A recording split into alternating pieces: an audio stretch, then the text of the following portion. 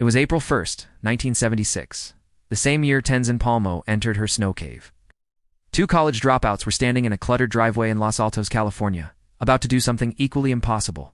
One was a barefoot vegan who rarely showered. The other was a shy engineering genius who just wanted to build cool things for his friends. They had no money, no investors, and absolutely no business experience. To buy their first printed circuit boards, they didn't take out a loan. They cannibalized their own lives. Steve Jobs sold his only means of transport, a Volkswagen Microbus. Steve Wozniak sold his most prized possession, an HP 65 scientific calculator. They scraped together $1,300. That was the entire seed capital for Apple Computer. But the world didn't want them. Wozniak, arguably the best engineer of his generation, went to his employer, Hewlett-Packard, 5 separate times. He begged them to produce his personal computer design. 5 times they said no. They told him, ordinary people don't need computers.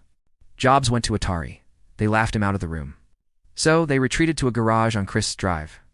Well, actually, that's the myth. Wozniak later revealed they rarely built anything in the garage. They just drove the finished products there to make it look like a business.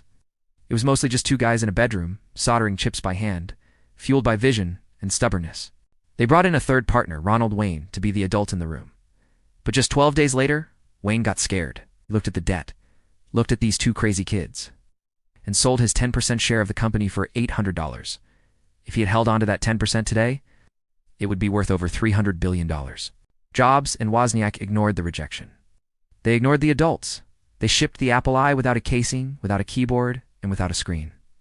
They didn't sell a product. They sold a rebellion against the status quo. They proved that passion, when coupled with a refusal to compromise, can bend reality to its will. But here's the thing about vision. It requires you to see what isn't there and risk everything you have to build it. Ronald Wayne saw the risk and walked away. Jobs saw the future and stayed. So, I have to ask you this.